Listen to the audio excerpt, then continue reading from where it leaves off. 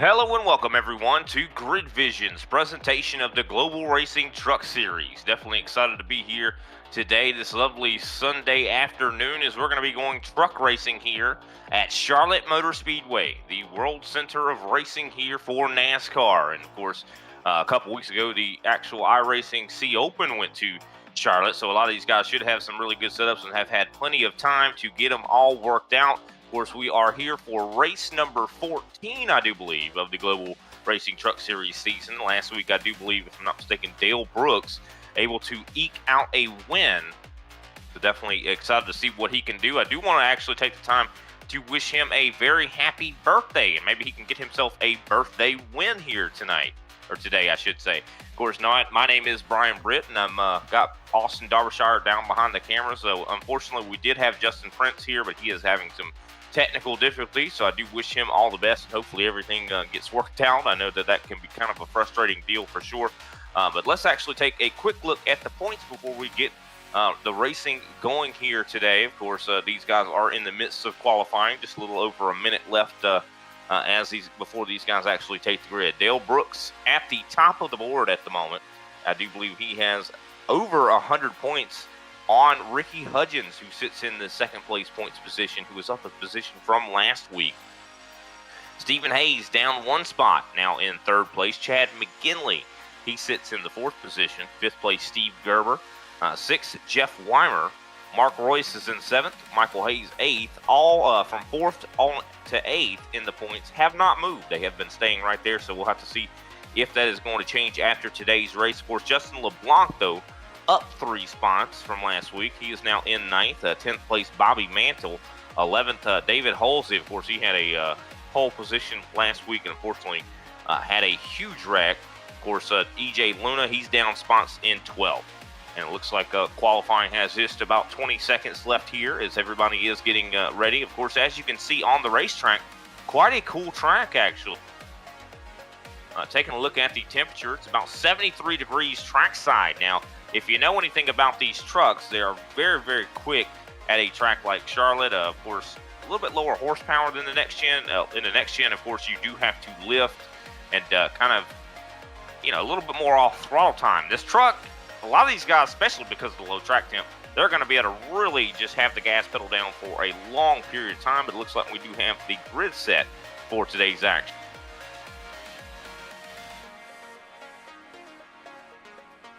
Starting on the pole, he has definitely been having himself a strong season, especially last week. Definitely very strong race car. The 99 of Austin McGill. Second place is going to be the 28 of Chad McGinley. Third place, Mark Royce. Fourth, Daniel Ott. Fifth, Jeremy Richmond. Sixth, Jeff Weimer. Seventh, Stephen Hayes. Eighth, Stephen Knight. Ninth, David Halsey. Last week's pole sitter. Hopefully he has better luck this week. Michael Hayes starts in 10th. 11th place, EJ Luna. 12th, Michael Lester. 13th, Dale Brooks, the birthday boy. 14th, Don Blazier. 15th, Kenny Heath. 16th, Eric Bergdorf. 17th, Bobby Mantle. 18th is Darren Snyder. Of course, Brian Ricker starts in 19th. Josh Camphor in 20th. 21st, Ronald Holmes. 22nd, Justin LeBlanc, of course, who we mentioned moved up a few positions last week. 23rd is Ricky Hudgens, and rounding out this 24-car field is Steve Gerber. So definitely excited to see what these guys have for us here at this 1.5-mile racetrack. Now, Charlotte is a fairly unique racetrack. Just to give a little bit of some kind of features of this place. Very narrow through the corners, a lot more narrow than it has been in the past. I know that they've recently kind of reconfigured this racetrack to where the corners are a little bit, like I said, a little bit more narrow, so there's not as much room coming through there for 3 wide. Of course, you could possibly do it, but definitely going to be a tricky thing indeed. 3 and 4, I kind of liken it to almost how 1 and 2 is at Texas. Of course, but these guys won't have to lift, I don't think, too much through there like you do have to do with Texas. But the most tricky part of this racetrack, I have to say, is in the quad oval itself. Very difficult to remain side by side or 3 wide through there, just considering those walls, they come up very, very quickly. And it looks like Chad McGinley is going to be moving himself to the back. We do have some EOL penalties being given out. It looks like Chad McGinley is one of the recipients of one. Of course, Steve Gerber, also David Holsey as well. So definitely some guys going to be paying the price here today. And it looks like we are rolling though. Pace car lights are out. We're getting ready to go green for the first time here in the Global Racing Truck Series. And this has been some of the most exciting racing we have seen in the Grid Vision family. I'll tell you that. These guys definitely know how to wheel these machines, and it's been some of the most competitive racing that I ever see. That is for sure, and definitely going to be a good way to hype up race fans here for later in the day. I do believe they're going to be racing at Sonoma, of course, not Charlotte, but still going to be some really good action here.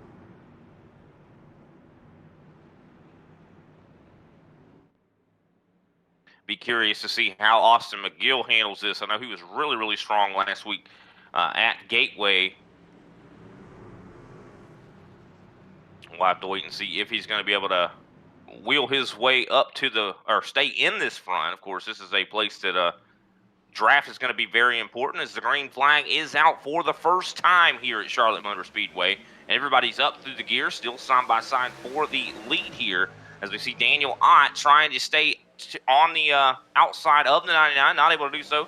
He's going to drop down behind Austin McGill, as Austin McGill takes off, already up to 2/10 of a lead, and it looks like Mark Royce jumps up in front of Jeremy Richmond in the 98, or actually that's the 73 of Jeff Weimer, rocking a little bit of a different paint scheme there. Oh, and there goes the 62 of Odd around in front of the field. This is going to cause huge damage to a lot of the field.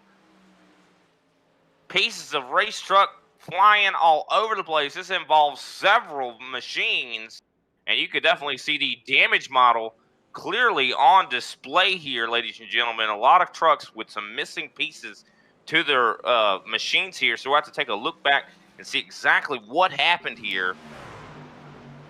Watching the 62, I think he just got loose. It was a little bit high and was trying to stay in the throttle, but of course you can see there's quite a bit of some banking changes through 4, and I think he just got loose, and unfortunately some drivers paid the price, including Stephen Hayes missing his front bumper. That is a travesty right there. Of course, this series does not have fast repairs. As we take a look here, you see the 62 right there in front of the field. I do believe that was the 98 of Jeremy Richmond that was right there in front of him. And we see Hayes gets into the tire barrier, or the water barrels, I should say. And those water barrels sometimes don't, they're worse than hitting the wall a lot of times. And you see what is really unfortunate about this, we talked about wishing happy birthday to Dale Brooks. Well, his front end is now gone as well, as you see his bumper actually sliding in the quad oval there. And that is just a heartbreaker for a lot of these drivers here.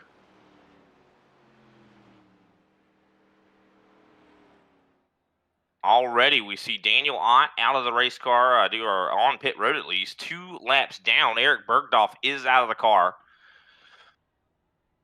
Looks like for the most part, other guys are on pit road right now trying to get their trucks fixed up. So should be still able to maybe keep rolling. Hopefully the crews can get these pieces of the cars kind of glued back on, I guess. Man, that was a wild start to this race here.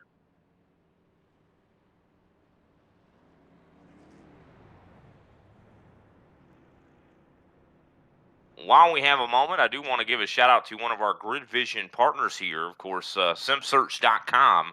Are you an iRacing setup builder wanting to make a little extra money off your building? Do you have an old wheel or pedal sitting in your closet collecting dust? You may want to offer iRacing painting services. SimSearch.com is a virtual flea market that is specifically tailored to sim enthusiasts. Check them out today at SimSearch.com.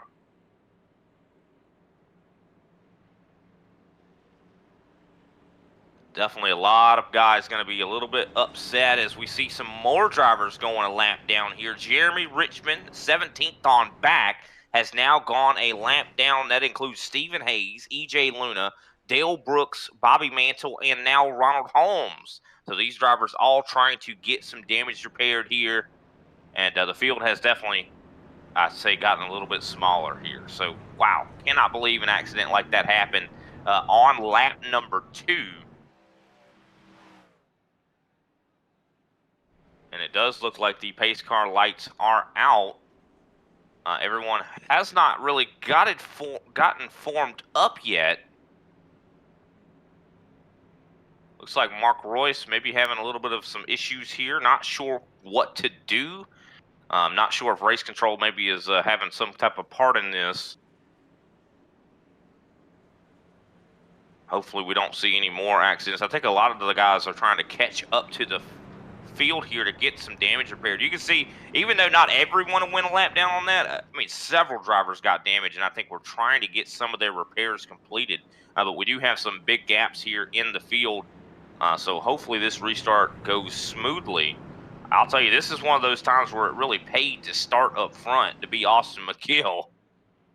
But here we go. Pace car getting ready to, or has died off, and here goes the green flag flying once again here for the second time in the Global Racing Truck Series at Charlotte Motor Speedway. Austin McGill with a really good start, able to get separated from Mark Royce. Mark Royce now down to the bottom in front of Jeff Weimer. It looks like for the most part, the pretty much the majority of the field has gone single file. We see EJ Luna coming out of the pits right in front of the pack. Hopefully this does not cause too many issues here. It looks like Austin McGill goes up to the top here.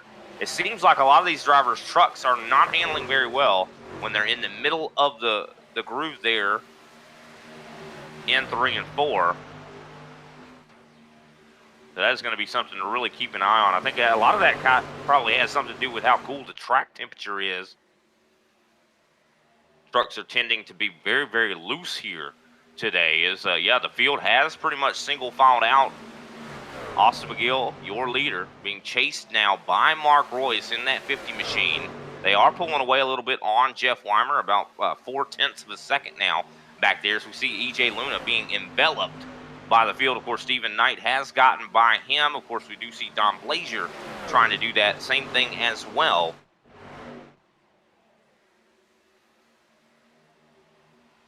And it looks like Blazier does get by. EJ Luna does not seem like he's particularly slow, so was probably trying to get some of that damage repaired. It looks like that crew has been somewhat successful.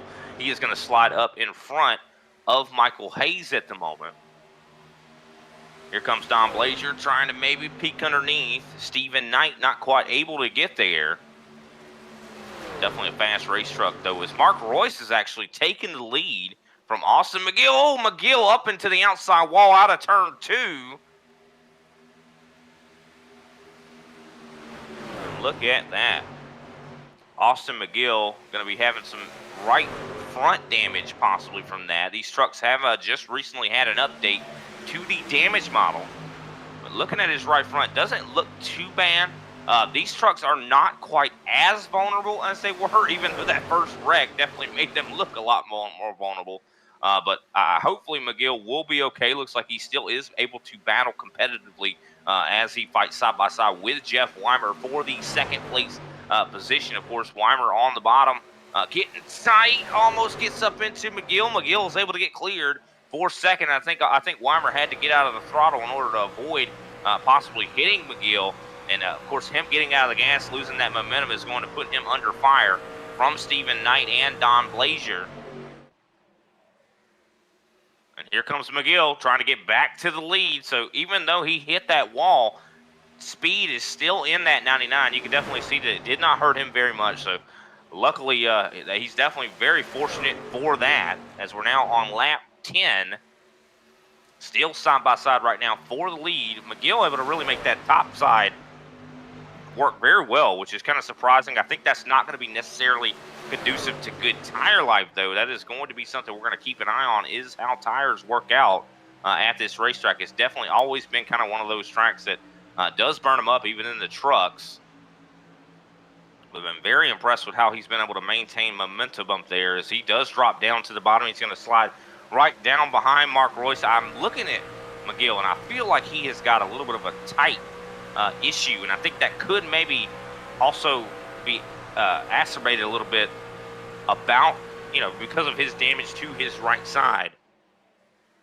But Mark Royce out in front. That 50 machine has the clean air. Of course, that is going to be very conducive to good handling at this racetrack. We never really discussed, of course, how long the fuel windows are that these guys will have. It should be around 45 laps or so that these guys have. It looks like a little bit of a handling difficulty there for Don Blazier out of turn 4. That slows him down. It's going to put him possibly under fire by from Michael Hayes. Looks like Blazier definitely is starting to struggle. Goes really high, that 23 in 1 and 2. He's going to come off. Oh, it gets a little tight, but he's able to avoid hitting the wall. This is going to put him side by side with Michael Hayes. Hayes trying to see if he can't take away that 5th spot. Of course, his brother Stephen Hayes just a little bit ago lost his front bumper, so he is trying to keep the Lone Star Racing hopes alive here. And of course, that team has been having a significant season thus far.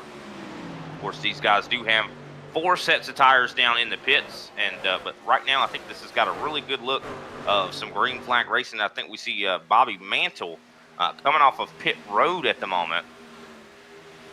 Of course, he was another one that was kind of involved. We see some side-by-side Darren Snyder, and I do believe Josh Camper and the 78 are battling side-by-side at the moment. Of course, Darren Snyder trying to use that top side to see if he can't get a good run. Oh, they're getting close. David Holsey, of course, trying to kind of watch on and pray that he does not get involved if something does go wrong, as Camper has the advantage coming out of turn 2. I think he's going to have the advantage in 3 and 4. Of course, the bottom in 3 and 4 is the place to be. Oh, Camper getting tight here. They're going to go 3 wide possibly, but it looks like David Holsey thinks better of it, and that's probably a very smart decision there for him. Of course, Justin LeBlanc not too far back from this. This is causing a little bit of a stack up, and guys are going to start to catch up, I do believe, to this battle, as we see Holsey kind of running high in 1 and 2, trying to build up a run to possibly get a 2-for-1 pass here. Still side by side, Snyder up on the top. Of course, you see Snyder, I think he's got some right front damage, and I think he just kissed the wall just a little bit there as well. But here comes LeBlanc into the picture. You can see Bobby Mantle definitely still has a little bit of speed left in that truck. I do want to mention the lap down cars have we have now 16th on back is now at least 2 laps down. There is no driver that is 1 lap down now. Michael Lester is maybe going to go a lap down eventually, just because he is about 11 and a half seconds back from our leader, who is now Austin McGill. McGill has taken the lead as we take a replay, I do believe, for this pass for the lead. Here comes McGill to the bottom here into 3 and 4. Royce looking like he's struggling a little bit on a loose condition possibly, and I think that is what allowed Austin McGill to really get that move done here. He even puts a couple tires down there on the AstroTurf, and looks like he was able to grip up just fine and is able to secure the lead. He's now actually pulling away to over 7/10 at the moment. It looks like Austin McGill definitely has a very good handling truck on the long run. Jeff Weimer starting to put some pressure here, I do believe, on Mark Royce for that 2nd place position. He's followed by Stephen Knight and Michael Hayes. Here comes Michael Hayes trying to go to the bottom, maybe try to get by, of course, Stephen Knight. As we take a replay, I think Michael Lester just had an issue, went off track. Now this is a, ooh, whoa, and there's a touch on the wall, some right side damage on the door. Definitely not a fun ride for him there in that 6 machine. As I do believe that is going to make his problems worse, to make him probably go a lap down a little bit quicker here. Darren Snyder has just lost a couple spots. See Chad McGinley, of course, he received an EOL penalty.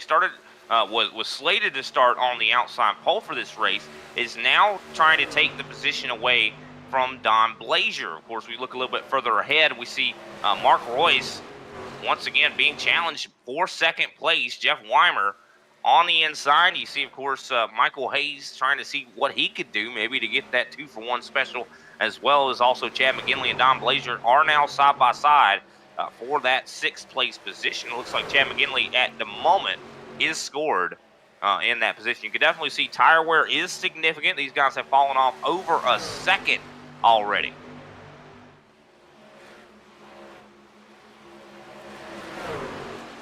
definitely a lot of tire fall off here at Charlotte. So a lot of guys are probably having to lift a lot more than I think they probably thought they would have to.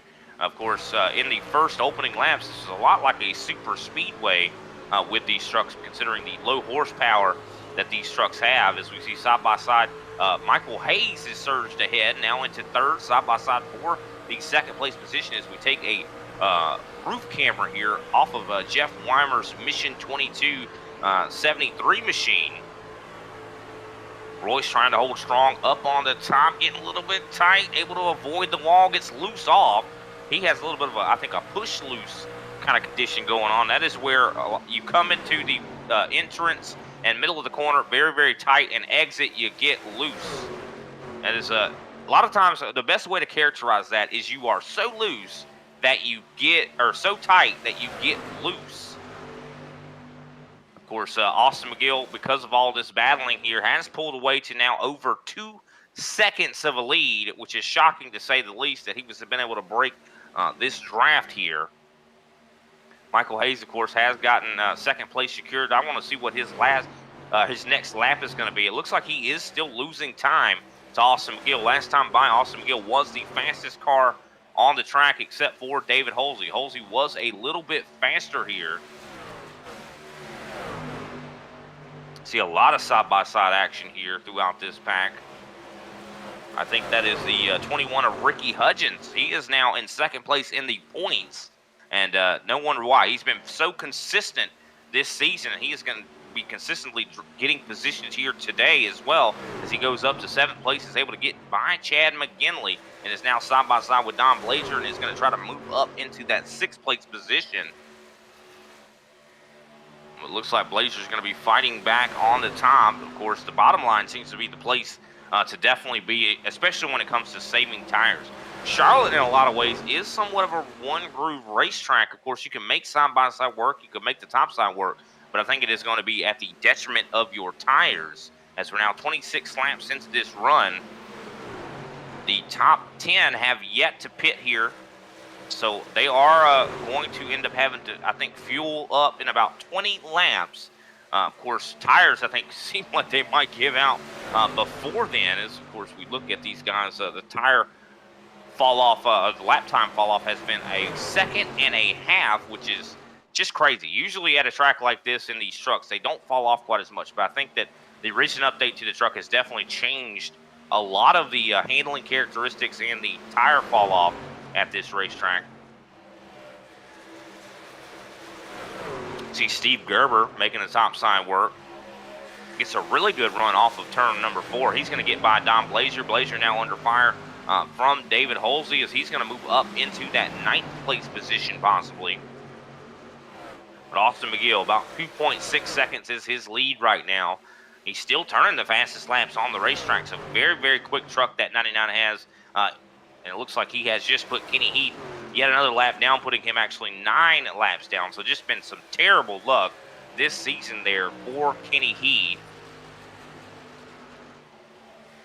It looks like Mark Royce able to hold off at least Jeff Weimer at the moment. Of course, they are in a line right behind him. You see Ricky Hudgens kind of running more of a middle groove and getting some really good runs. He's running really strong. Side by side, though, right behind them is Steve Gerber and Chad McGinley, as well as, I do believe, Bobby Mantle and David Holsey. Of course, Mantle is not on the lead lap, so this is not for position. You can see he has some significant damage, but still able to keep the truck competitive, which is very different than what we saw recently with the previous damage model on these trucks.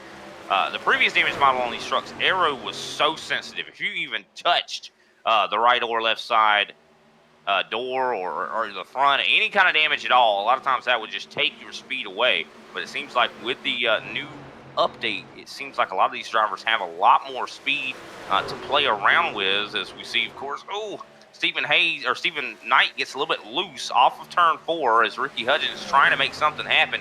But I'll tell you, the big mover right now has been Steve Gerber. He is now up into that 7th place position and is getting some very good runs, wrapping it right around the bottom. But I'm watching that 79 of Stephen Knight. I feel like he is very, very loose at the moment. as he is trying to stay behind Jeff Weimer. Of course, dirty air seems to be really affecting that race car quite a bit at the moment. Of course, we saw a lot of spreading out on that initial restart there on lap 4 or 5, but at the moment it looks like everybody has gotten pretty much accordion back together. Oh, Weimer getting loose in the center of the corner, tight on the exit there. That's going to allow Stephen Knight to get a pretty good run up on the top here. I think Weimer is starting to struggle. Last time by, very much off the pace. Of course, this is just the worst time to catch up to another lap car. Of course, that being Kenny Heath, who we spoke about a little bit earlier. Heath is very much not doing well right now when it comes to the handling. Very, very loose. Oh, almost up into the wall as we're going to possibly go 3 wide. Oh, David Halsey gets incredibly loose. I think was trying to avoid hitting. Oh, Darrell Brooks into the back of Kenny Heath as they were 3 wide. Guys, visibility was just terrible there to where Dale Brooks, I don't believe, was able to really see Kenny Heath. Kenny Heath was up into the outside wall, had slowed down because of it, was trying to stay up there, but unfortunately Dale Brooks, his birthday gets worse and worse here tonight as we see side by side. EJ Luna actually is 2 laps down, trying to work his way back up to the front here to possibly get his lap back the hard way, but he is definitely causing, I'd say, quite a big headache for some of these lead lap cars. This is one of those tracks that is notorious for lap cars. I mean, I talked about it being somewhat of a one-groove racetrack.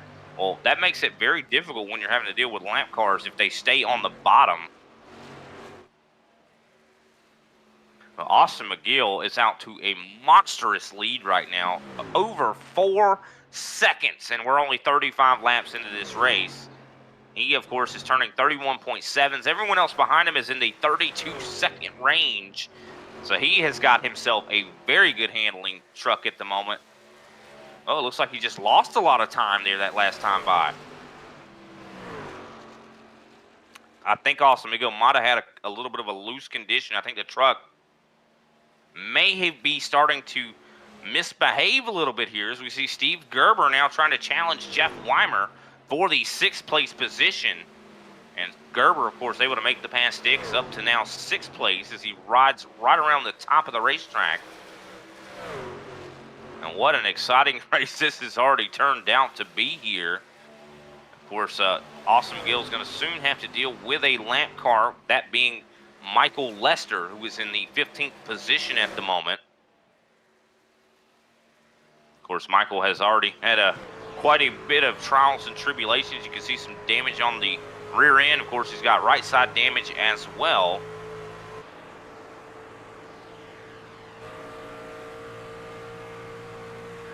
That Georgia Bulldog looks like a Bulldog with the way it's been beaten.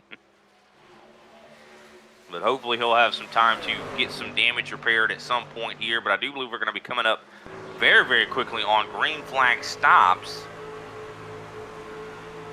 As we're looking off of the back of, I do believe, if I'm not mistaken, I think this is Mark Royce in the 50 machine.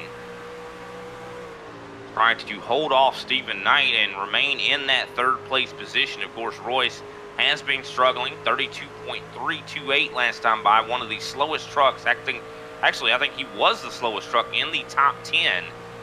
So he is just trying to hold on for as long as he can. Probably might even have some adjustments already kind of laid into that race car. So here comes Ricky Hudgens sitting inside of Stephen Knight. Is able to pull a very textbook slide job out of turn number 2. Moves up into 4th place, and now is going to probably set his sights on possibly getting by the 50 machine here. You can definitely see that Mark Royce is holding up a lot of these guys. Michael Hayes is now about over a second, 1.3 seconds out in front of these guys. I don't know, Royce last time by kind of turned a faster lap than Michael Hayes.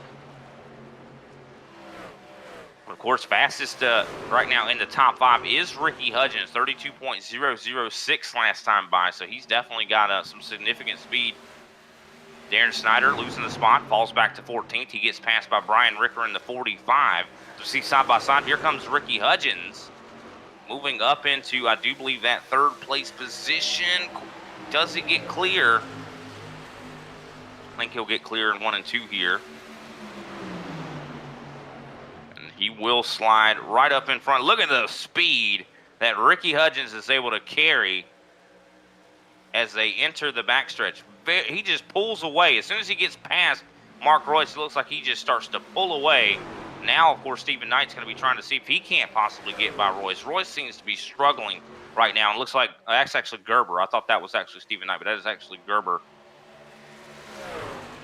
See Ronald Holmes in the 3 machine getting passed by Michael Hayes here. 4.5 seconds is Austin McGill's lead right now as Gerber moves all the way up to the top of the track. It seems like Steve Gerber's car is handling very good up there higher on the racetrack, which is kind of interesting to see. You would not expect that. He's riding right around that seam there, that black line, and it seems like that's working for him. It's allowing the truck to really rotate. He's losing a little bit of time. Well, actually, no. Last time by, he was a little over a tenth faster than Ricky Hudgens. So look at this. He is really starting to catch up here to this 21. And he's using that seam, and this is amazing. I didn't expect that to be something these guys would do. I felt like the bottom line at this track would be the place to be. Pit stops, though, should be coming up very, very quickly, and I think Chad McGinley actually might have just come down pit road. So Chad McGinley just lost a couple spots here. Josh Camphor moved up to 8th place. So it looks like Chad McGinley's definitely starting to struggle a little bit here. Of course, Dale Brooks, after hitting the rear end of Kenny Heath, is still out on the racetrack trying to have a recovery. Of course, he is the points leader coming into tonight's race, but definitely has not seen a lot of luck here, I'll tell you that, as he, of course, tries to get by Chad McGinley. Still speed in that race truck. Of course, when he was in that accident earlier, he lost his front bumper. Luckily, the crew seems like they were able to attach them back.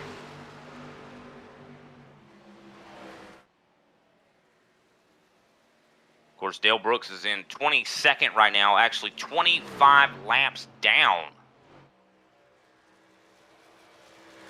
So definitely a lot of things have to go wrong for a lot of drivers in order for him to get more positions here. So I don't know if he has quite a good points buffer coming into this race. He had over 100 points on Ricky Hudgens, who now has moved up. Of course, is still in 3rd. We saw Steve Gerber was catching him, but I don't think that Gerber is catching him anymore. I think maybe Gerber's starting to maybe burn his tires up. Even though it's fast running how he was doing, it seems like it definitely is not conducive to tire life. We saw Michael Hayes was out to over a second on 3rd place. That is no longer the case, as we see Ricky Hudgens is actually starting to catch up to Michael Hayes. Last time by, he was about 2/10 faster than that 1 machine. So watch out for Ricky Hudgens. I think he's looking to possibly take away that 2nd place position. Of course, with how dirty air functions at this racetrack, though, the closer and closer that Ricky Hudgens gets, the less downforce that 21 will be able to have. Now 47 laps into this run. I think green flag stops should be occurring very, very soon if the information I was given is correct. It looks like Steve Gerber is going to be starting us off with some pit stops here. Also the 21 of Ricky Hudgens. The green flag stop's definitely underway. Jeff Weimer also coming down. Don Blazier as well. I do believe that is Justin LeBlanc behind him.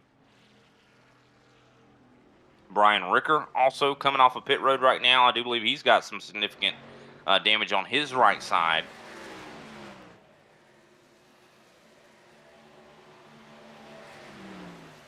This is going to be a call to action for Austin McGill if he's going to stay out, as he's actually coming up on Kenny Heath here. Heath goes down to the apron, I think, to get out of the way. And I think we'll have to see if Austin McGill, I think, yeah, here he comes. He is slowing down to start his pit stop, carrying a lot of speed. Hopefully does not get a speeding penalty here. I think he was able to successfully make it down pit road. This is a tough place to pit at as well. A lot of times when if you have cars that are right behind you, a lot of times it's very easy for those guys to get into. You just considering this is not one of those pit roads where you kind of can get off the racetrack before entering. A lot of times you pit right from the racetrack. Of course, Michael Hayes now up into the lead. It looks like he's actually going to be coming down pit road now as well. And that Stephen Knight also going to be following. So that's going to put Josh Camphor up into the top spot as we're now on lap 50.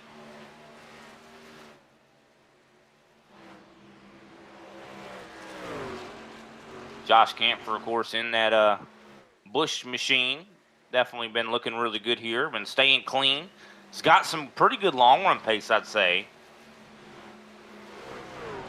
Doesn't seem like he's suffering from too much fall off relative to everyone else around him. Of course, last time by, he had a 32.164, which is not that bad relative, though. Considering the fall off we've seen, though, a lot of these drivers have been falling off over 2 seconds now, which is really substantial. At the moment, I do believe we have 3 drivers that are on the lead lap. Yellow flag is out on the racetrack. Not sure where this is coming from. I do believe maybe Michael Lester, maybe Michael Hayes. Oh, Darren Snyder's actually around. I think this might have something to do with it. He's backing up. Ooh. That could have been a bad deal right there. He almost backed up into traffic. Taking a look back here at Darren Snyder. Oh, he was trying to come to pit road. And this is what I was just talking about, how dangerous pit road is. He was slowing down to come down pit road, and unfortunately Brian Ricker had no clue that was getting ready to happen, and unfortunately gets tagged right in the rear end. As we'll take a look from the camera here. Look at how fast Ricker comes up on him. Unfortunate. And one of the downsides, this series does not have in-race communications. They actually turn off the radios, so that way the only communication that can really happen is between teammates. So I do not believe Darren Snyder and Brian Ricker were able to really communicate. So I think Snyder was not really able to tell anybody that, hey, I'm coming down pit road. And unfortunate there. With this caution, though, I think now's a perfect time to go ahead and take a brief step away. We'll be right back with some more racing action here at Charlotte Motor Speedway. Racing isn't easy, but experiencing it is. iRacing puts you in the driver's seat with the industry's leading sim racing game. Drive on laser scan replicas of the greatest racing circuits from around the world. Go head-to-head against other drivers chosen by skill-based matchmaking to ensure competitive racing at every level. Compete across all your favorite series. In officially licensed cars, engineered to deliver the most accurate driving experience possible.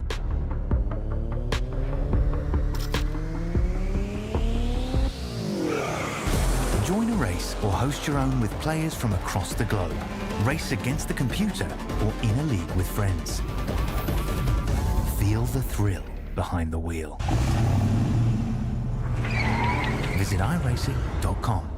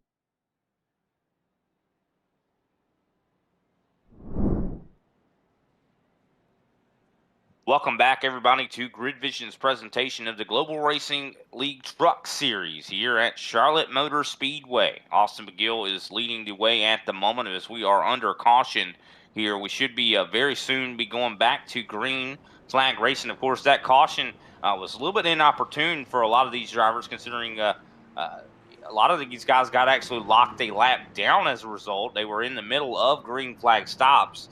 Of course, that leaves 11 drivers on the lead lap at the moment. David Holsey is the leader of the lap down cars back in 12th position. Brian Ricker, who was involved in that crash, is now in, I do believe, that 13th place position. Would like to, hopefully he's okay, because, I mean, that was quite a solid hit that he had to the rear end of Darren Snyder that brought off that caution. Looks like his front end doesn't look too bad, but it's kind of hard to tell as he actually gets caught up to the rest of the field here. A lot of cars trying to get some wave rounds. I see Justin LeBlanc, Dom Blazier.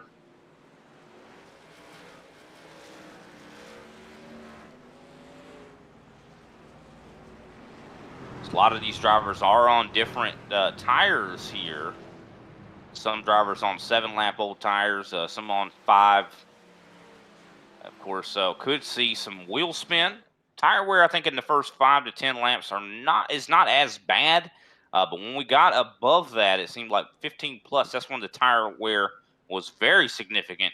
So we'll have to wait and see how this kind of works out. I mean, of course, these guys did have a little bit of a cold cycle to cool them down. Sometimes that can be a bad thing. So we'll have to wait and see if we do see some wheel spin from these drivers when they go up through the gears.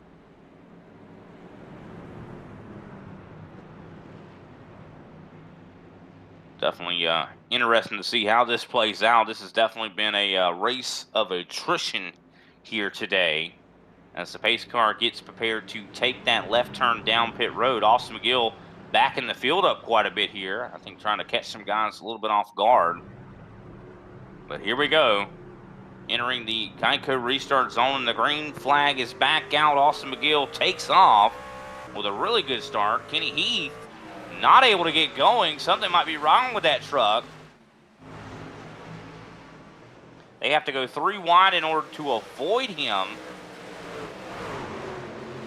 Definitely got to be careful with Kenny Heath. He is definitely having some major issues, I do believe, with that race car. More 3 wide. As we see Mark Royce, Darren Snyder in the middle, 3 wide further back, as we see, I do believe, Stephen Hayes in the midst of this grouping here. Looks like Jeff Weimer, though, is able to surge ahead of some of those other drivers. He's now up into that 9th place position. Just a cluster of race cars in front of him. Here comes Justin LeBlanc to the inside of Weimer. Going to see if he can't move up to 9th. Of course, LeBlanc has definitely been having a successful season thus far. He is in the top 10 in the points right now, I do believe.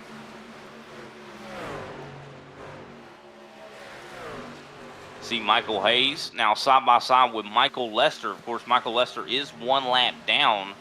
Dale Brooks right there in front of Lester. Dale Brooks, I do believe, is right now 25 laps down. So a lot of these drivers just struggling here. As you see Lester down on the apron, puts a couple tires down there into 1 and 2, and that is not conducive to grip. That is for sure. The apron is lava at this racetrack. Fortunately for him, he was able to save it. Austin McGill already out to 2 seconds of a lead at the moment. Of course, we see lots of drivers still battling side by side. Josh Camphor out in second. He's got about a second lead on Mark Royce, who is in that 3rd spot. Of course, that caution, even though it was somewhat inopportune for some drivers, it was kind of an opportunity for these guys to actually make some adjustments to their trucks to see if they can't make it handle a little bit better. If I'm not mistaken, when we were at Charlotte last time in the C Open, I think it was more of a daytime race, and that could definitely be why a lot of these guys are struggling a lot more. Of course, they probably came in here with setups that were for the C Open, and it being a cooler track, the cars are not behaving like I think they probably like them to.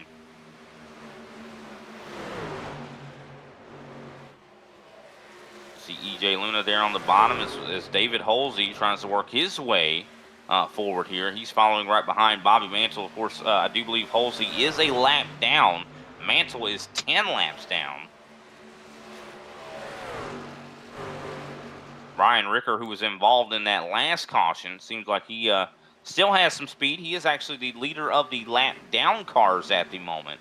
So if a caution does break out, he would be our lucky dog. It looks like Royce is starting to maybe run down Josh Camphor probably. 6/10 is the gap at the moment between those two drivers. But Austin McGill, no one has been able to hold a candle to him here today, as he is now out to 2.4 seconds. Last time by, though, Camphor was a little bit quicker, actually by about a tenth and a half. So watch out for that 78 of Camphor. Can he maybe make the distance up here? I think he's driving that car a little bit too hard. Now, that's one thing you really don't want to do at a track like this. This truck, of course, is conducive to driving it kind of hard.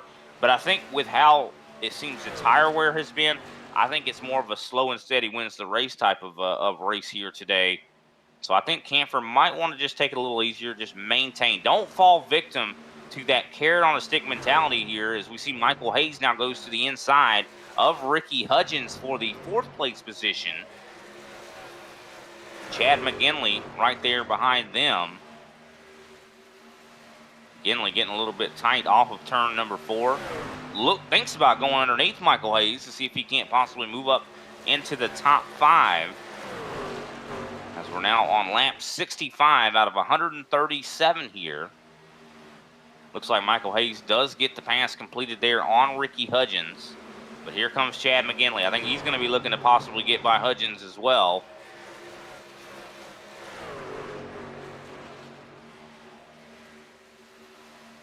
It is Hudgens, I promise. Ricky Hudgens is on the outside now, getting challenged by Chad McGinley. Side by side, I do believe, for that 5th place position for just a moment it was. As we see a lot of drivers in this pack getting a lot of pressure on them. You see, I do believe that is Steve Gerber, right back to his old ways, right there on the top side, trying to run that top side, and it looks like he has definitely got a lot of speed. He's being followed right now by Stephen Hayes at the moment.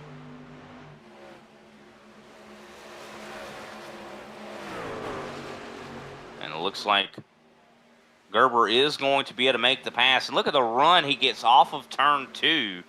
That top side in 1 and 2 seems like it is very, very quick.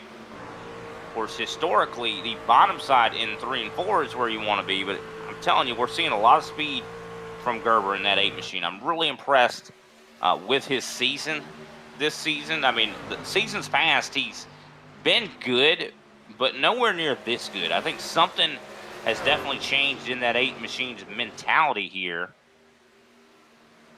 Brian Ricker, though, getting caught by now David Halsey. This is a lap down traffic battle here for position.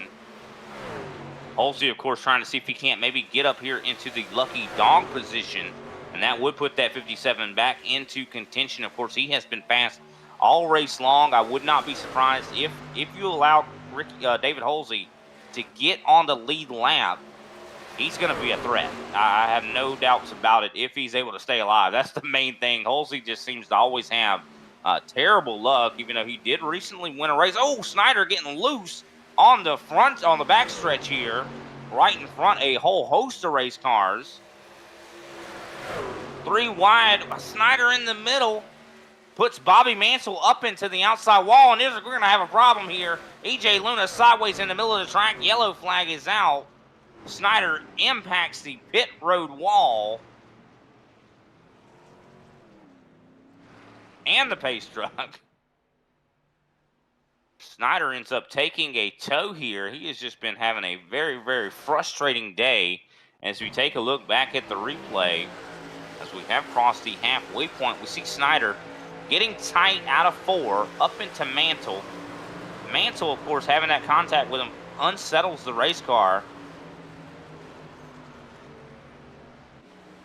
Man, Bobby Mantle not having a good time there. I think the reason the caution actually came out was because of EJ Luna he was involved in this as well. You can see he was on the bottom 3 wide, and when Snyder got up into Mantle and they came down, EJ Luna there was nothing really he could do. He was as low as he could possibly be at that moment and came to a stop right in front of a lot of drivers. Don Blazer got incredibly lucky right there.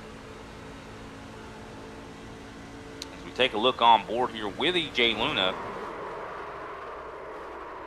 not a lot he could really do from his view there. I mean, he saw those guys up top battling each other. Weren't even battling for position, I don't believe. We got a lot of guys coming down pit road at the moment. Austin McGill, though, has led the majority of the laps here so far today. Josh Camphor sits in second at the moment. Mark Royce in third. It looks like Mark Royce, though, has a little bit of a better, I'd say, pit box, so we'll have to see how this plays out. I think Camphor just only took fuel only there.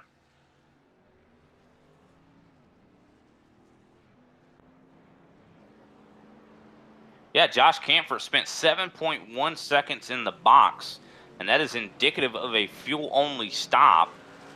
I don't know if that's going to be a good decision there, especially at this track here today. It seems like tire wear is very significant. They had a significant run there.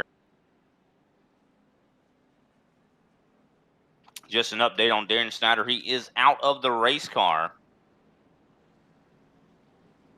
While we do have a moment, I do want to give another shout out to another one of our proud sponsors here of Grid Vision.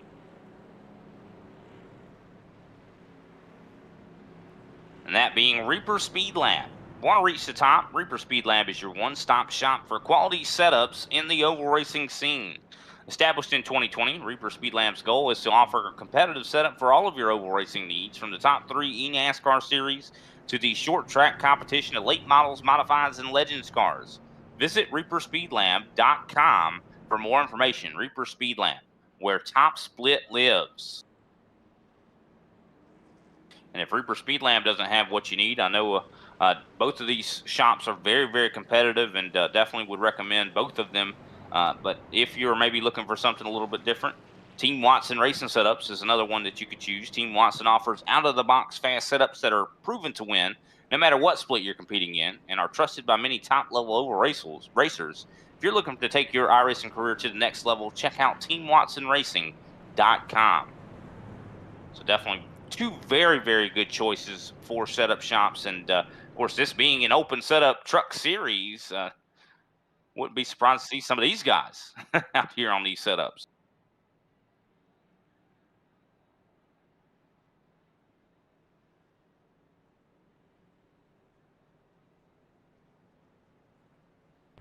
Josh Camphor right now in the lead, of course, with the just tires on the car. Or no, with just fuel in the race car. I think this is going to be a significant problem here as we are getting into the second half of this race. I think this is going to cause him, if anybody's going to have wheel spin, it is going to be Josh Camphor. I think he is going to be a sitting duck as well here. Austin McGill, I think, is going to probably be able to surge past him, but then again, maybe not, because Mark Royce has been fast firing off on the short run. It's going to be difficult. Of course, Mark Royce is going to be starting behind Camphor, so it's really all going to be about what decision Royce makes once the green flag flies here. Of course, I do believe David Holsey has gotten back on the lead lap, as well as Michael Lester. Michael Lester, I do believe, took a lap down, or got his lap back the hard way, actually stayed out on old tires. So keep an eye on that 6 machine. Hopefully everything works out well for him as we get doubled up and ready to go back green flag racing here, as we're on lap 74 out of 137. Just had, I do believe, our 3rd caution of the day. And a lot of guys probably taking the opportunity during that pit stop to make some more adjustments. I would say probably, I would probably say of the mind that these guys are loosening them up. I think a lot of these trucks seem like they're tending to be tight because of the cool track temp. Of course, looking at the track temp, it has not changed at all. It's still 73 degrees, and that is what we started with here. It is nighttime, so lights are out here at Charlotte Motor Speedway as we see the pace car getting prepared to take that left turn down pit road. And here we go, getting all set to go green once again with Camphor being the control car. And there it is, green flag is back out in the air. And it looks like he does not suffer from any wheel spin, but does not fire off very well. Austin McGill able to really launch very successfully. Michael Hayes right there behind him as well. Mark Royce kind of being held up by the 78 as they come through 1 and 2. Camphor definitely seems like he's a little bit slower in the corner, which is not a surprise in the slightest, but he's not doing as bad as I kind of thought he would, as it looks like Austin McGill drops down in front of the 78. Royce goes a little bit high, pinch, oh, caution is back out. As Royce almost got into Michael Hayes there. I think Justin LeBlanc was involved in this crash. Take a replay back and see exactly what happened here. 3 wide condition. Jeff Weimer went through the bottom. Oh, Don Blazier lost it on the middle groove right in front of LeBlanc, and LeBlanc got turned by EJ Luna at the same time. I think LeBlanc was trying to avoid this spinning Don Blazier.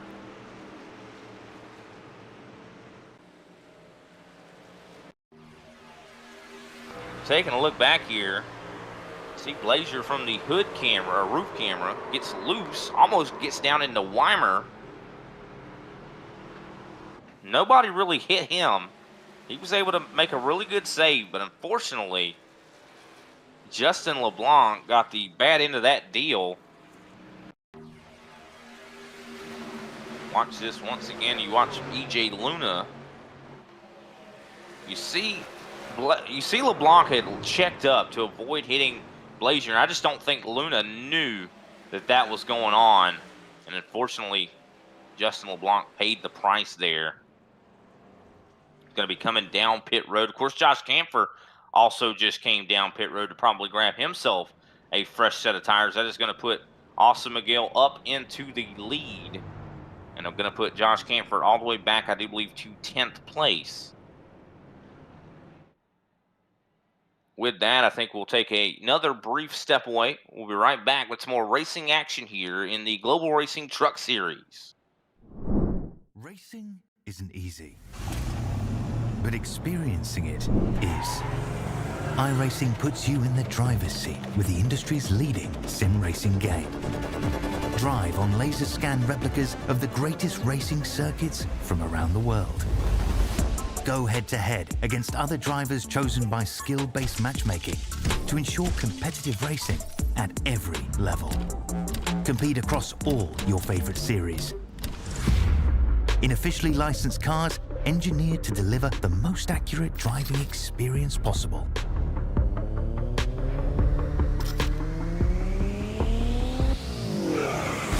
Join a race or host your own with players from across the globe.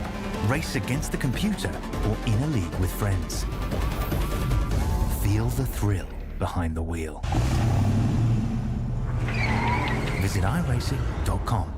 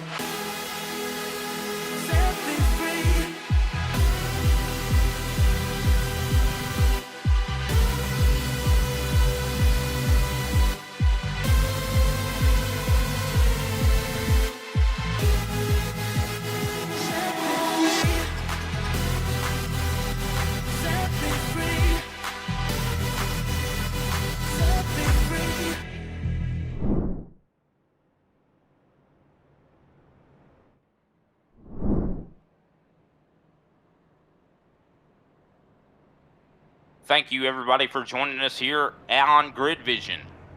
We definitely have been having a great time here calling this race here with the Global Racing Truck Series at Charlotte Motor Speedway as we tackle race number 14 of their season. So definitely these guys have been putting on quite a show. We've seen some tragedy, definitely. We've also seen some guys that have been dominating. Speaking of which, that is Austin McGill.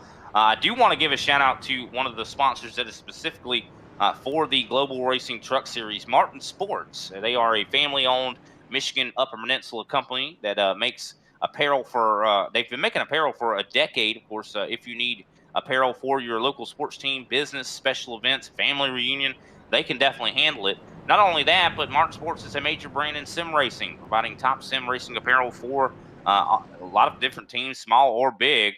And they also have specially crafted sim racing gloves. I have a set myself. If you're interested, visit martinsports906.com today to get into contact with them. Pace car lights are out.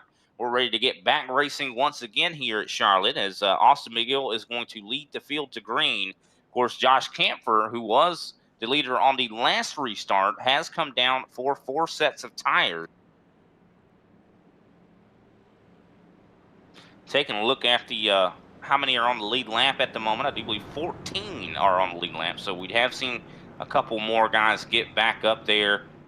That includes Brian Ricker. I think he was just a lap down not long ago. Of course, David Holsey on that last, I do believe, caution got his lap back. As we get ready to exit turn number 4, pace car is going to be heading down pit road as Austin McGill is set to get us back underway as he enters the Geico restart zone. Green flag is back out once again here.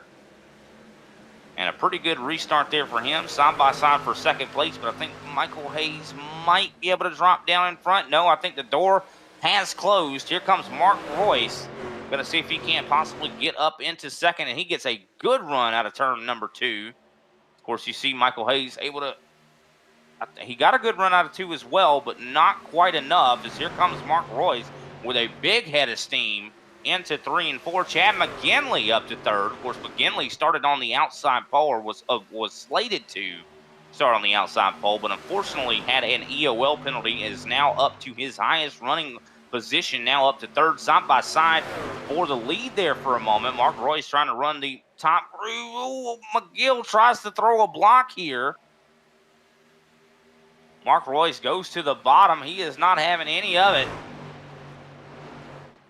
Side by side for the lead. Mark Royce through 3 and 4 are able to really roll and rotate the bottom. And he is going to take over the lead. And you could just tell how desperate Austin McGill was to continue to lead this race. I think he knows how important that clean air is to his handling. That's the thing about it. This track is so interesting. You see in 3 and 4, these guys, Mark Royce has the advantage on the bottom. But in 1 and 2, Austin McGill has the advantage on the top. So really both ends of this racetrack are very, very different. Still side by side for the lead. And I'm surprised that Chad McGinley is not able to really take advantage of this. A lot of times, in most tracks, every track it seems to be, when you're side by side, it seems to slow you down for the rest of the drivers behind you. But that has not been the case for both of these drivers. If you look a little bit further back, deeper in the pack, I think Don Blazier and Brian Ricker are battling as well. But we'll keep our eyes on this lead as they have still not secured or calmed it down. They're definitely racing as hard as they possibly can at the moment. Looks like Mark Royce does almost get cleared for it. As they head down into 3 and 4, I think he'll get clear this time. Kind of sends it into 3 and 4. Almost has some contact there with the 99. I don't think Austin McGill is going to go anywhere. I think here he comes. He's like, okay, you want to run the bottom? I'm going to take the bottom from you. And he goes down there. So they have switched to now where Mark Royce is up top. But I think that in 1 and 2, he's going to have a better run off of the corner.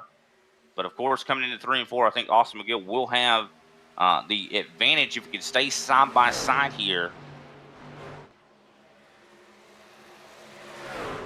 Oh, and it looks like Roy's still able to power around on the top side. So that truck is handling really good on the short run. I don't know how good he's going to be longer, though, because it seems like Roy struggles a little bit on the longer runs. But here comes McGill again. This battle for the lead has not calmed down since the green flag flew. Looking a little bit further back, I also see Josh Camphor driving his way through the field. He's turning the fastest laps right now on the racetrack as he hit a 30.3 versus everybody else's 30.4, 30.5, 30.6. So watch out. He is on fresher tires as well, as we still are side by side for the lead. These guys are dueling for this lead. The more they battle, though, the more I think they're wearing their tires out. Very interesting when that last caution came out. I do not believe anyone is going to be good to make it to the end on fuel here. Of course, at the moment, I do believe we're coming up on 50 laps to go. So that means fuel window was around 48 to 50. So I don't think anyone's going to be able to make it here. So this is going to be interesting to see how the strategy is going to play out if we stay green. I think a lot of drivers are probably going to try to split this in half. Camphor has moved up into 5th place. Of course, Austin McGill has secured the lead. He has had the best long run potential, I'd say, out of everybody out here on the racetrack. Camphor, though, is making his move forward. He is now closing in quickly on Michael Hayes. Last time by, he was a couple hundredths faster. But always watch out as well for David Holsey. That 57 is going to be one that is going to be tough to beat. But that Steve Gerber, I'll tell you, watch out for him. I think he's got a top 5 truck. If we have a significant long run, I think that 8 has good speed on the long run, and he's able to run more of a middle top groove. And it seems like it really helps him out. I mean, look, he has been committed to that line all day long. And it really just seems like he's really getting good runs off the corners as a result of it. First time I've really ever seen that line work at Charlotte, which is kind of interesting. I mean, like I said, most of the time, this has been traditionally more of a bottom groove racetrack. But the 8 has definitely he's found something. There seems to be more speed there in the middle to top groove for that 8 machine. Here goes Michael Hayes, though. He's going to be trying to see if he can't take away 3rd from Chad McGinley. Of course, Michael Hayes has been one of the top 3 cars pretty much all day long. Side by side, though, with the 28. Not able to get the run out of 4 like he needs. I think he was starting to get a little bit tight, and that has been somewhat of the name of the game for a lot of these drivers, just getting tight. Gets a good run into 1 and 2, though. Possibly could get side by side here. McGinley, a little bit of a wiggle out of turn 2. That is going to cause him to lose some momentum. And here comes Michael Hayes. He surges up to 3rd. And he's now going to set his sights on Mark Royce here. Still watch out for Josh Camphor. He's not far back either. And last time by, he was a 10th faster. Actually, 2 tenths faster than Chad McGinley. You see him right behind this At the Top Motorsports machine. Such great camera angles. Got to give a big shout out to Austin Derbyshire for always giving us some of the best angles here in the iRacing community. Do a quick rundown of the top 10 running order at the moment. Austin McGill in 1st. Mark Royce is in 2nd place. Michael Hayes actually just made the pass for 2nd place, so that puts him up to 2nd. Mark Royce back to 3rd. Chad McGinley sits in 4th, with Josh Camphor in 5th. David Holsey 6th. Steve Gerber's in 7th. Ricky Hudgens is in 8th. Jeff Weimer in 9th. And Stephen Knight in 10th. And it looks like Ricky Hudgens actually just made the pass on Steve Gerber. Moves himself up into the 7th place position. That battle is not quite over yet, though.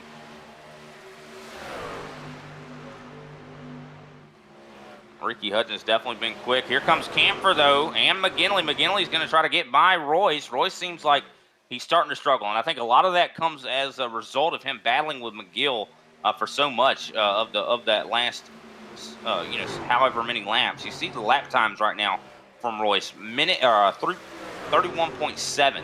That is well off the pace compared to a lot of these other drivers around him. As they're going to split him, they're going to go 3 wide, I think.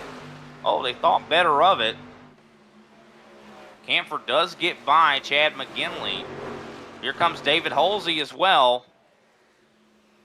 Things are definitely starting to get quite interesting here at the edge of the top 3. And there goes Camphor. Looks like he's going to move up into 3rd, which I do believe Josh Camphor is a member of the Lazy Lizard Racing crew. Definitely showing very good speed here today, and I'm sure that those guys are very, very proud of him. Definitely lazy. I think this is one of Lazy Lizard's best races so far. Here comes David Holsey to the inside of Royce. Royce is definitely struggling. It has to be as a result of him battling with Austin McGill. So I think that he is going to be wanting desperately for some sort of caution or some type of way for him to get a fresh set of tires on that machine. Just seems like he just does not do as well on the longer run. Fires off very well on the short runs. You see David Holsey trying to get this pass completed. He just gets tight on the exit of 2. You could tell that they're losing momentum coming out of 2 because they're not able to really let the wheel kind of gently go up the track. And that's a lot of times what you want to do in order to really not scrub off speed. Oh, Holsey gets tight out of 4, almost up into Mark Royce. Here comes Ricky Hudgens as well. So this is a 4-car battle. 4th, 5th, 6th, and 7th, all right here.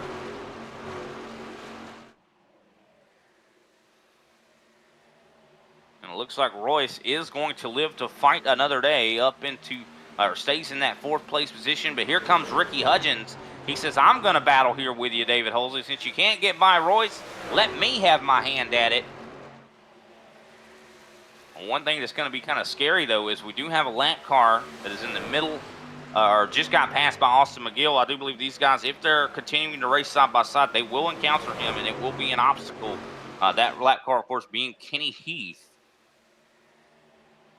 Royce still able to hold on to that 4th place position. Now, I'm shocked he is, because once Camphor got by him and once Michael Hayes got by him, they just drove away. So, I mean, he is really starting to hold these guys back and possibly going to be keeping them from getting up there to battle with those top 2 drivers.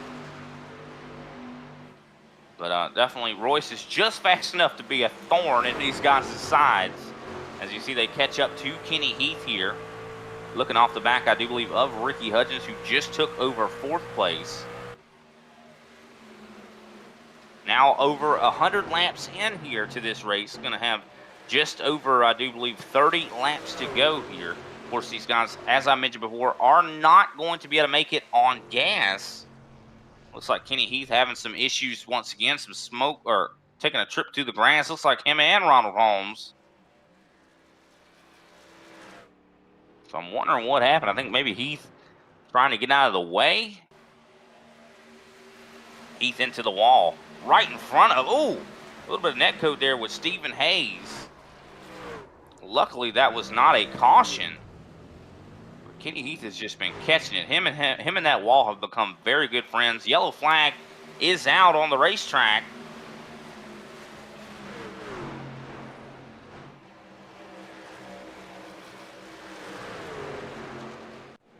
It has something to do with Ronald Holmes.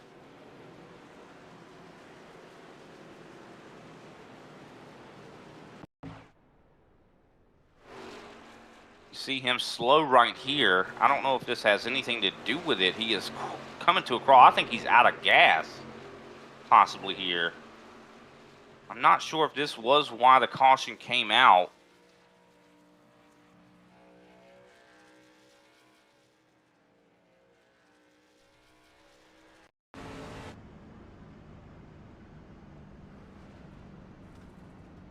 It might have actually been something else. As he was on the apron this entire time, I don't think this is what brought the caution out. I think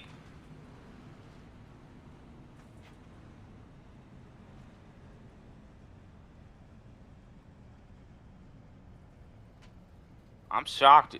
This does seem to be the cause of the caution. That's usually when you're on the apron like this, cautions do not come out, but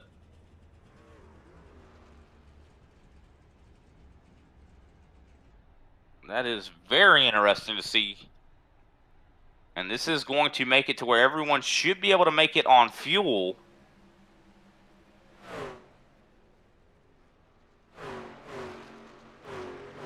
Everyone is filing down pit road for what could be their final pit stops. With that, we'll go ahead and take another brief commercial break. We'll be right back, ladies and gentlemen. Racing isn't easy, but experiencing it is. iRacing puts you in the driver's seat with the industry's leading sim racing game. Drive on laser scan replicas of the greatest racing circuits from around the world. Go head-to-head against other drivers chosen by skill-based matchmaking to ensure competitive racing at every level. Compete across all your favorite series. In officially licensed cars, engineered to deliver the most accurate driving experience possible.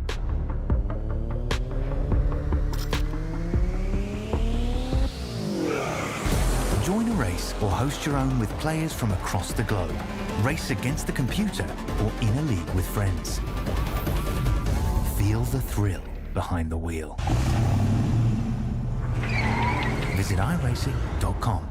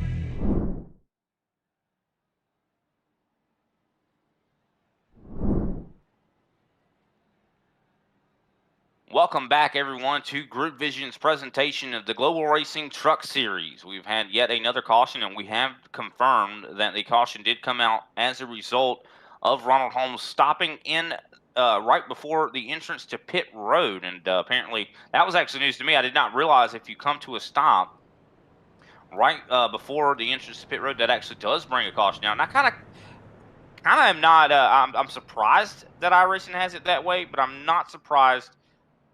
I think that's actually a really good call, just considering a lot of times when you're coming down pit road and there's a guy stopped right there, that is a very big safety hazard. Pace car lights, though, should be going out here, and I do believe we're going to have 30 laps to go once we go back green. Everyone has enough fuel to make it. I do believe everyone has pretty much taken tires. Mark Royce, last-second decision to go down pit road. So I'm wondering what's going on there with the 50 machine. I think he might have just been maybe topping off, maybe making an adjustment quickly. But Austin McGill has led the way almost the entire race, has had significant long run speed as well. So just has had the overall truck to beat, I'd say, here today. Of course, he is a driver for the 5 Aces racing guys, so definitely been very, very talented, very, very strong. Those guys have definitely had a breakout season. I do believe this is actually their first season in competition as a team. A lot of new teams actually this season that have had breakout races. Of course, Lone Star has been having a very successful run at it as well. I do believe those 5 Aces guys have a really good setup underneath them. I mean, Steve Gerber, he's been the one that has been making some big moves as well. He is in that 8 machine and is a 5 Aces race car driver. As we watch or wait for that pace car to take a left turn down pit road.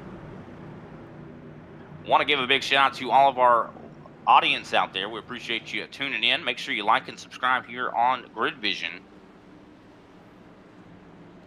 And here we go.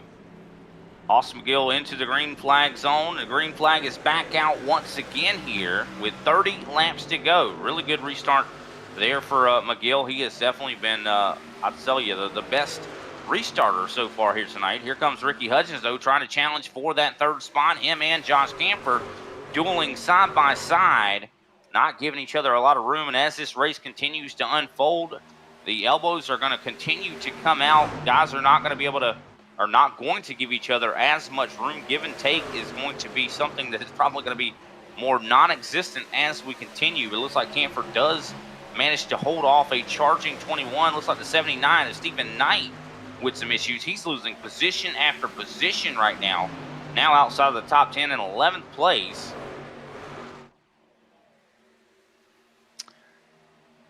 Here comes Josh Camper to the inside of Michael Hayes, trying to go for second place. I think Camper has got the speed to challenge Austin McGill. I mean, he looks very fast. That 78 could possibly get this thing done today. He's now has only air and opportunity in between him and Austin McGill now. Can he make something happen? Also see a little bit further back, David Holsey battling with Chad McGinley. Holsey now up into the top 5 for the first time tonight as he tries to chase down Ricky Hudgens. And look at the run that Holsey gets through the middle of the corner here out of turn 4. What a good truck he seems to have in that 57 as he is going to try to see if he can't move his way up into 4th and possibly up into the top 3 if he can get by Hudgens here. And it looks like he will. He's definitely sailing it. I think he's definitely driving it a little hard. So watch out for his tire wear.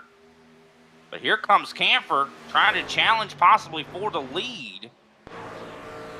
McGill puts a couple tires down on the apron. That causes him to get incredibly loose. And this is what's allowing, I do believe, Camper to really close in quickly.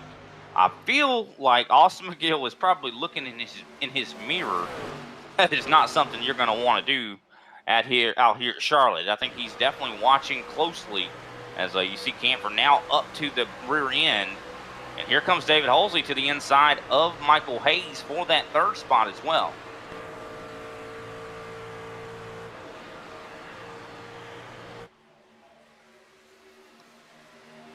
You can definitely see McGill trying to take a little bit of a shallower line through the quad oval. I don't think he's trying to give Camper much draft here, trying to protect the bottom.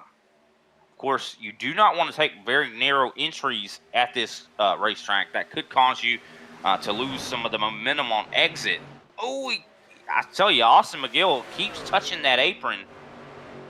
I think he might even be doing it on purpose to try to help that truck turn. We talked about earlier about how a lot of these trucks have been very, very tight because of the conditions of the racetrack. And I think he's using that apron as almost like a tool in order to help that truck turn a little bit. And that might be why he's having a little bit better of a long run than a lot of the other drivers. We do see some battling a little bit further back. Mark Royce trying to get by Steve Gerber. This is for the 9th place position. Of course, Brian Ricker and Stephen Knight both in tow. Royce, of course, did have a last-second pit stop there before we went green. Here comes Knight to the inside as well of Brian Ricker. So a lot of battling here right on the edge of the top 10.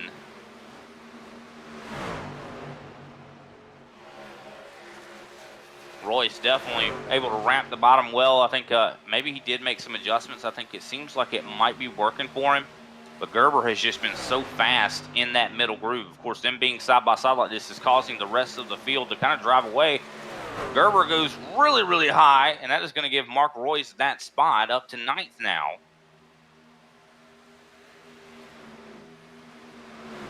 David Holsey, of course, up into 3rd. We do see that a Camper has relented a little bit on his pressure that was on Austin McGill. McGill now a 10th faster, starting to pull away by about 3/10 now.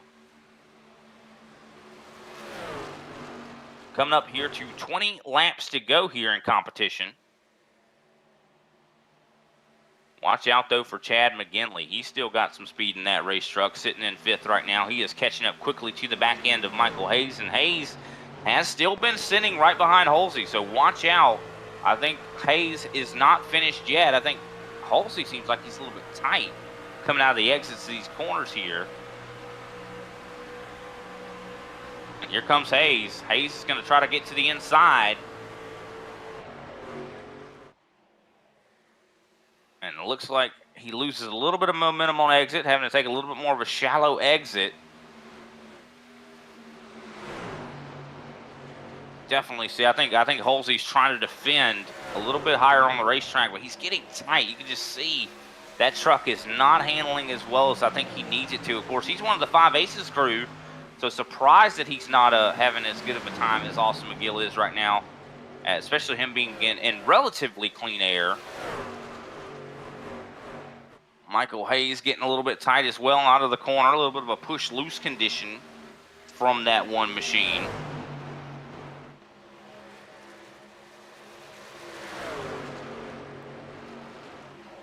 Still side by side for 3rd. Chad McGinley trying to pick which line he should take in order to maybe to try to get by one of these guys. He's kind of playing kingmaker in a lot of ways. The draft is pretty huge here, so whoever he stays behind is going to get that run. You see Ricky Hudgens is definitely in the picture as well now. And knowing that 21, I have a feeling that he's not just going to sit behind these guys. He's going to get up in here and start to battle. Just a quick update on how many drivers are on the lead lap. We have 13 at the moment, with EJ Luna being the only car that is actually 1 lap down. David Halsey loses a spot to Michael Hayes, and now is in danger of losing the spot to Chad McGinley. So Michael Hayes now back up into the 3rd place position. Austin McGill now out to 0.8 of a second. He has definitely got the best long run potential. I tell you, he has just been looking really good, and I think clean air has definitely been a factor in that, and also his just smoothness. He's been one of those guys that when we went to the road course here recently, he was one of the best there at the road course. Has also been really good at a lot of the technical tracks. So I think that actually helps him out quite a bit at this racetrack, even though this is not as much of a technical track. Being smooth on the wheel is very, very important at a track like this, especially when it comes to saving tire. Chad McGinley and David Halsey still battling it out. Now that Michael Hayes has gotten by David Halsey, he's starting to pull away, and he's actually a 10th faster than Camford. So watch out. I think Michael Hayes might be trying to have 2nd place in mind here, as we still see the battle between Mark Royce and Brian Ricker unfolding. This is for 11th position.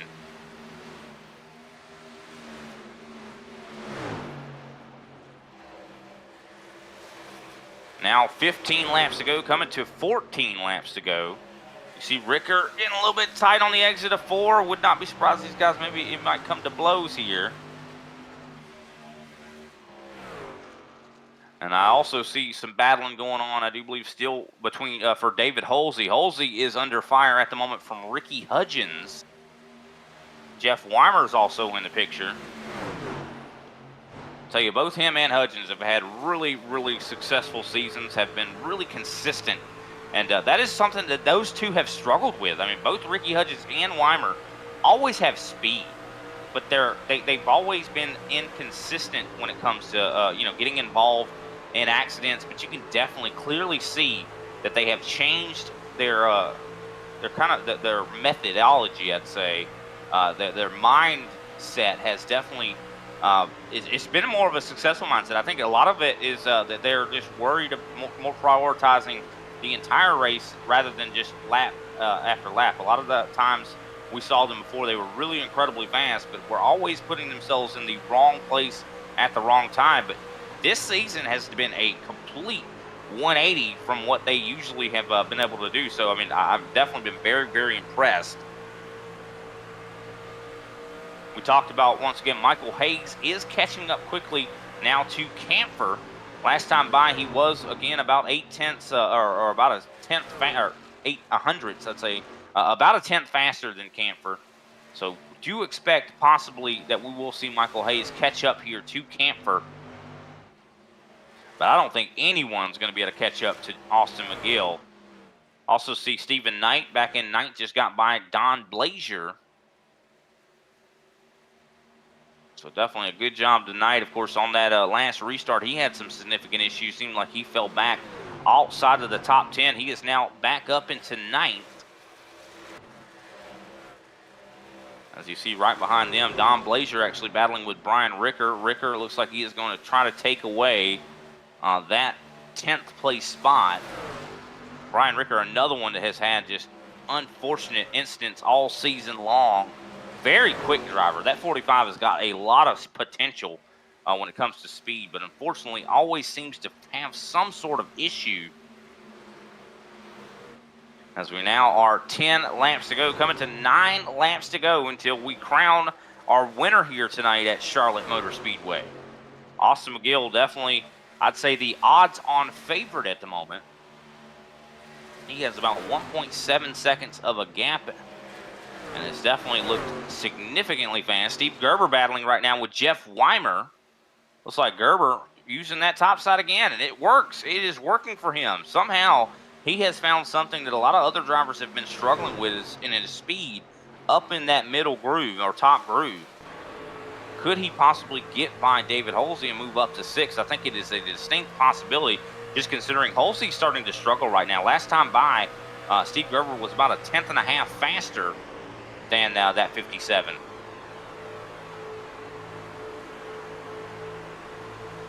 Let's see, how does Steve Gerber handle this, though? Is he going to try to make the move to the inside? I think Holsey's going to be blocking that top groove. I don't think he wants to give him that lane.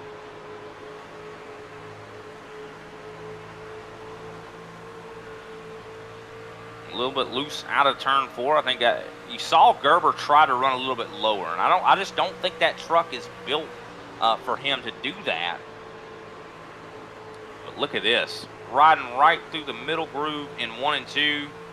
This is going to line him up for some really good momentum on the back stretch, and he catches right back up to the 5 Aces machine. Of course, these two guys, I do believe, are teammates. So will he cut him some slack? I think that could be a possibility, as we're now 6 laps to go.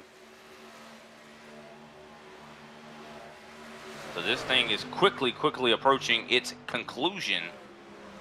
Weimer has caught up to the back end of Gerber as well, so that's going to be some more pressure for Gerber to try to make this pass on the 57.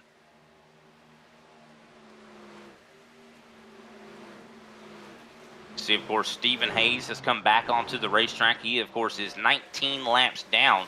It pays to stay in these races. Even though we see Stephen Hayes 19 laps down, Dale Brooks 25 laps down, they were back into 20th, somewhere in there. Now they're up into, 17th, 18th. Not a bad day. I mean, Jeremy Richmond, same way. He had a bad start to this race, stuck with it, didn't quit, and is in 16th. He's 8 laps down, but he's still in 16th. So, I mean, you can't give up. And I think a lot of these drivers have that don't give up attitude.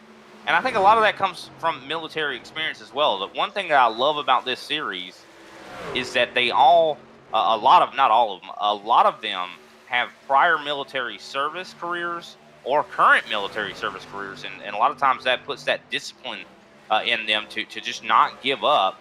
As we see Steve Gerber all the way up at the top of the track, he has gotten by David Holsey. But wow, he was really high on the racetrack. Coming now to 3 laps to go for Austin McGill. 1.5 seconds is his gap back to Josh Camphor. And I think he is just taking it easy right now. I don't see him trying to be as fast as possible. At the moment, closest race on the racetrack, I do believe, is Jeff Weimer and David Holsey. And, of course, Mark Royce and Brian Ricker. As we come to 2 laps to go. So pretty much everyone is secured in their position at the moment. I don't know. Here comes Stephen Hayes, though. This could kind of cause some issues. I think Hayes trying to get one of his laps back. Of course, he is 19 laps down, so this is not going to really help him. There's no one really near him So I think, yeah, Austin is just going to let him go. And I really don't blame him for that decision here as we come to 1 lap to go here. The distance is 1.5 seconds, so not a lot of chances here for Camphor. If Austin takes the white flag, I think he's got this race in the bag. And there it is. White flag is out. And Austin McGill takes his final circuit around Charlotte Motor Speedway. Comes out of turn 2 onto the backstretch for the final time. Camphor in the backdrop there. Not close enough to really be able to do anything, as Austin McGill is set to come out of turn 4 onto the front stretch, and he will win at Charlotte Motor Speedway. Austin McGill has had a season of ups and downs. It has been kind of a checkers or records type of driver, but I'll tell you what, this has been a checkers type of race for Austin McGill. Has led the majority of the laps out here. He has led well over 75%, maybe even 90% of this race. The 99 has had a just blazing fast hot rod underneath him all race long, and it is going to be a big win for the 5 Aces camp. Everyone comes up, gives him some congratulatory greetings there. What a good race there for Josh Camphor. I think this might be not a career best, but definitely a season best finish here for that 78 machine. As we will, of course, watch Austin McGill do a celebratory burnout. We'll let him let the engine do the talking.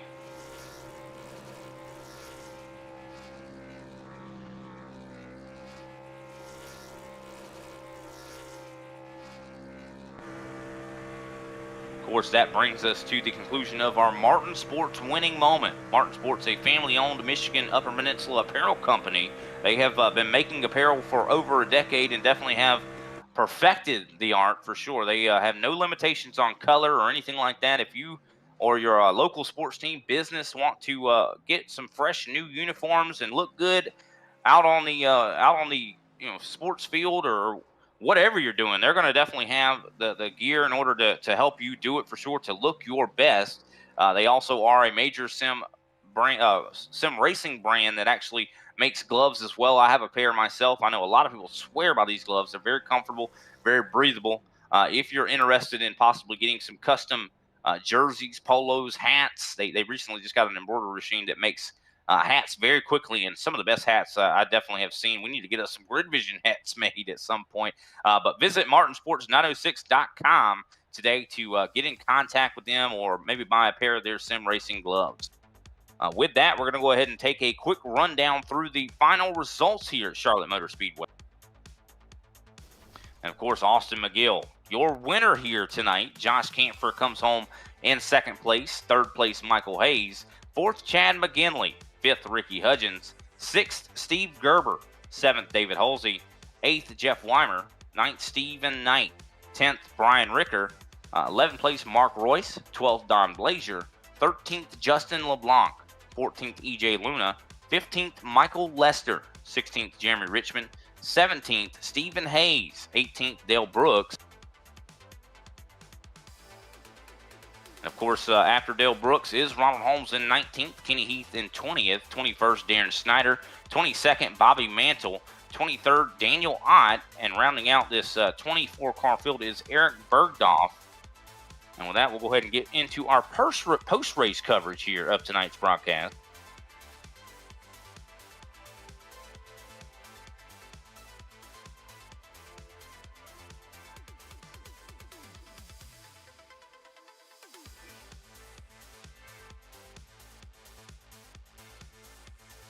First up, we're going to be talking to our third place finisher, Michael Hayes. Seemed like you had quite a bit of speed under the hood tonight, Michael. I mean, definitely a really good finish for you up there in third.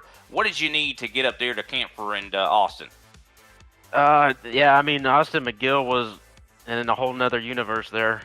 But I thought I had the right adjustment there, but I went a little bit too far and made it a little bit too loose. And I just couldn't hang on to it there at the end on that final run.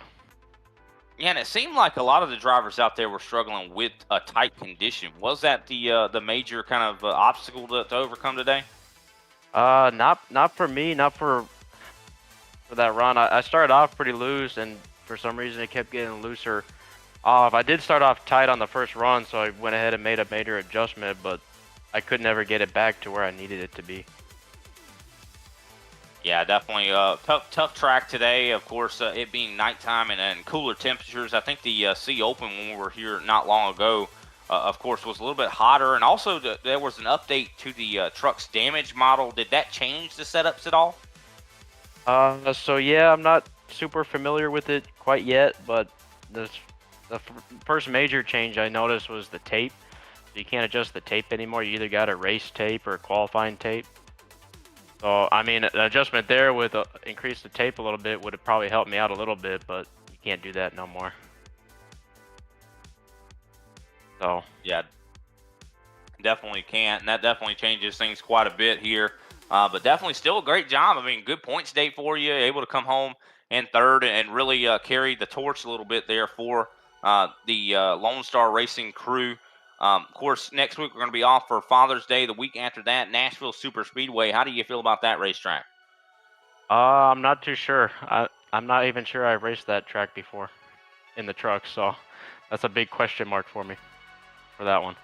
It's a tough track, I'll tell you that. It's more of a single groove type of racetrack. Very, very rough on the tires, concrete type of racetrack. So definitely you're going to want to get out there and practice as soon as you can. Of course, you do have a little bit of extra time to do it, though, Michael. Great job on the third place finish. Who can we give a shout out to? Yeah, shout out to the team. I think we all would have had a pretty decent run here if we didn't have that mishap early in the race. I think on lap 1, I think it was. Basically took out 3/4 of our team, but yeah, shout out to Lone Star, shout out to you guys, shout out to the league. Yeah, I think that's pretty much it. All right. Well, thanks, Michael, for your time, and look forward to seeing you in a couple weeks. Enjoy your week off next week. All right. Thank you, Brian. That was Michael Hayes. Next up, we're going to talk to our second place finisher, driver of the 78, the Lazy Lizard machine. Great job to you tonight, Camphor. I mean, you just really had a lot of speed, and it seemed like you might have had even something for Austin McGill there if it had continued to run green. What do you think? I think I had a really good race. I was just not wanting to get too greedy, and this is the best position I've been in all year. So I did have something for him, but I felt like if I would have done it, I would have got a little bit too excited and maybe not held on to it. So I just decided to stay behind him and pressure him and wait for him to make a mistake, and that never really panned out for me. But second's fine with me. Yeah, it definitely seemed like go ahead. Especially after the season I've been having, second's completely fine with me. Yeah, I kind of was mentioning that this is your best race of the season. You know, how are things, the outlook for the Lazy Lizard camp? I mean, I know that this is kind of one of y'all's best finishes as a team as well. I'm not really sure. I'm not even really sure for me. I've got a lot of health issues and stuff I'm dealing with. So, hopefully we're doing good, and we got a lot of work with Holmesy, who's got providing all the setups, and Lazy Lizard's doing really good right now as far as that goes. We just need a little bit more consistency in the finishes. Yeah, definitely for sure, and you know, avoiding the crashes definitely helps as well. And yeah. You managed to do that here today, and sorry to hear about your health issues. Definitely hope that everything is getting better. You definitely sound like you're doing well. Doing good today, thankfully. And I didn't avoid all the crashes. I got involved in the first one, but thankfully made it out of the pits just in time. Yeah, definitely for sure. That new damage model seems like it can bite you sometimes, but then again, sometimes it can kind of be you know, some good luck for sure. Of course, great job to you getting that second place finish. I'm sure it's really a big deal for the rest of your team as well. Going to be some good points for you. Of course, next week we're going to be off for Father's Day. After that, we come back with Nashville Super Speedway. Hopefully, your health is you know, going to allow you to be there. What do you think of that racetrack? I'm hoping to have a good time there. Got a lot of practice there with some other cars, and hoping to bring that experience into the trucks. Definitely a very tough track, and glad you already have a little bit of some knowledge about that place for sure. Well, before we let you go, who can we give a shout out to after your second place finish? Let's go with Holmesy for providing all the setups this year. All right, quick and to the point. All right, Josh. Well, thanks for your time, and hope everything gets well with your health, brother. All right, thank you.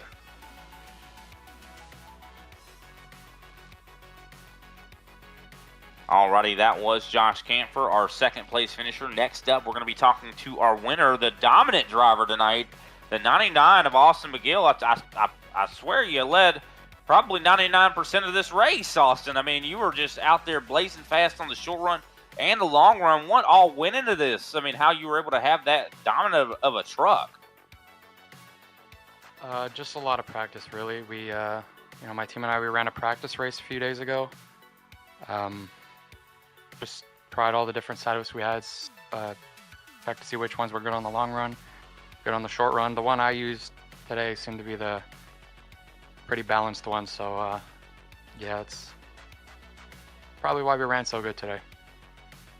Yeah, and it seemed like all of you 5 Aces guys had a pretty good speed. I mean, you saw, Steve Gerber definitely looked really good out there. David Holsey as well. Of course, they came home, I do believe, 6th and 7th. But do you think clean air maybe had something to do with it too? Because it seemed like you were desperate to keep that clean air.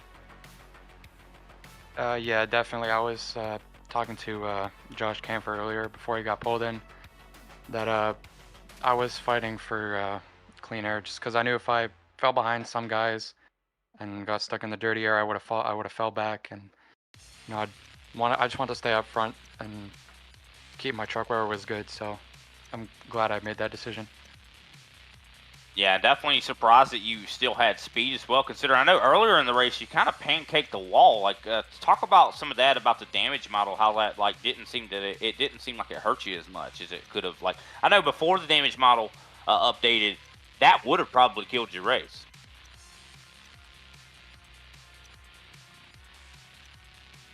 Austin, you got me? Austin McGill, do you read me? Looks like we've lost Austin McGill. Austin, do you read me? Yeah, I got you now. I got you. Did you hear my question? Did you need me to repeat it? No, I heard you. The damage model. Yep. It is different. We're just trying to get used to it. But yeah, I did pancake the wall quite a bit early on. Surprised it didn't affect my truck a lot more than it did. Truck still felt great, so it was still able to run up front. But I think I got lucky with that one. Yeah, definitely. I mean, I know before, like I was kind of alluding to about the damage model before, you would have hit the wall right there like you did. I think that, a lot of times the aero was very, very sensitive on these trucks. Doesn't seem like that's as much of the case here with the new damage model. So it's definitely been, I think, a significant improvement, and you definitely showed significant speed here tonight, getting yourself a win. I kind of talked about you've been somewhat of a hot and cold. You've been very, very fast, but you've always kind of caught yourself in some bad situations sometimes. But you've been a lot more consistent here recently and have been really quick. Of course, we're coming up to a technical track in a couple weeks. Of course, we got next week off for Father's Day, but we're going to Nashville Super Speedway, and that's a track that's technical. And you seem like a technical type driver. How do you feel? Do you feel confident about it? Yeah, my hopes are quite high for Nashville. I don't have the most experience there, but that's just what that's what practice is all about. So just gonna put in a lot of practice, see if I can find some time that I might be missing, and hopefully come out strong in 2 weeks.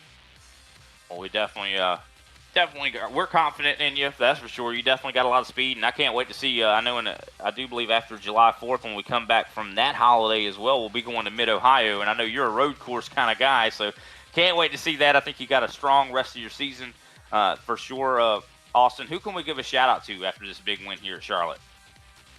I just want to shout out my team at 5 Aces for giving me the opportunity to run with them this season, or I wouldn't have had a team actually. I want to shout out you guys broadcasting the races, and Michael Lester for keeping the league going.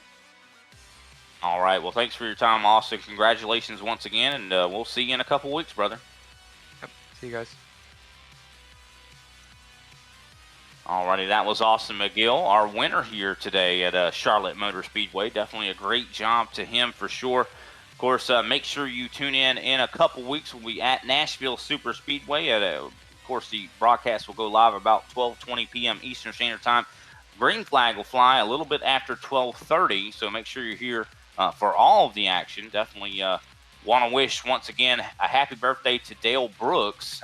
Definitely didn't seem like this race was a very good birthday present, but still happy birthday nonetheless. Hopefully he enjoys his day. Do want to definitely thank everybody out there as well for tuning in. Make sure you like and subscribe. Well, you could do anything with your Sunday afternoon, but you chose to spend it here with us here at Grid Vision. We definitely appreciate it. Of course, with that, it draws us to the conclusion of today's broadcast. On behalf of all the guys here at Grid Vision, of course, Justin Levine, Taylor Burris, our awesome producer, Austin Derbyshire. My name is Brian Britt. This has been Grid Vision's production of the Global Racing Truck Series. We'll see you next time.